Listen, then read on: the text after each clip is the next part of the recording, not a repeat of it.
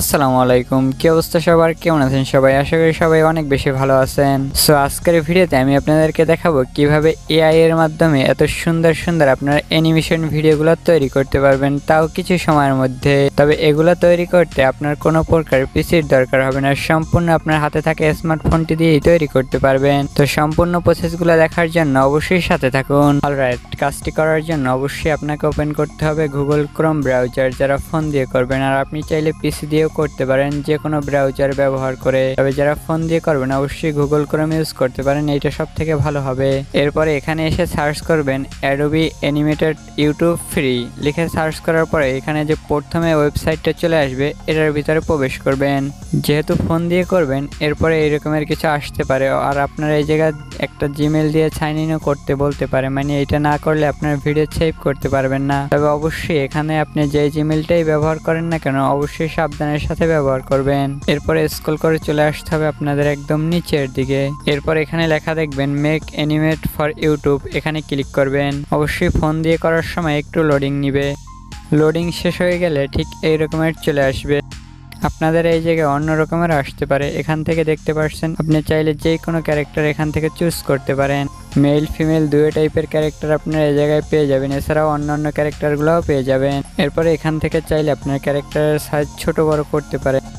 তারপরে এখান থেকে চাইলে আপনি নাড়িয়ে এদিকে ওইদিকে নিতে পারেন, তবে একবারে দুইটা ক্যারেক্টার ইউজ করতে পারবেন না। এরপরে এখান থেকে আপনি চাইলে ভিডিওর ব্যাকগ্রাউন্ড চেঞ্জ করতে পারেন, যেমন এই জায়গায় অনেক রকমের ব্যাকগ্রাউন্ড রয়েছে। আর আপনার যদি মনে হয় যে এই জায়গায় যেই ব্যাকগ্রাউন্ডগুলো রয়েছে এগুলো আমার একটাও পছন্দ হয় না, তাহলে এর জন্য একটা উপায় আছে। এখান থেকে আপনি আপলোড ইমেজে ক্লিক করে আপনার পছন্দের ব্যাকগ্রাউন্ড ইউজ করতে পারেন। যাই হোক, এবার আসেন রেকর্ডিংয়ের পালায়।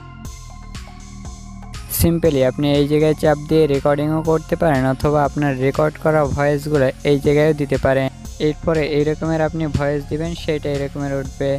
এরপরে হয়ে গেলে অবশ্যই ডানে ক্লিক করবেন, অথবা আপনি না হয় যদি চেঞ্জ করতে চান ক্যান্সেলেও ক্লিক করতে পারেন।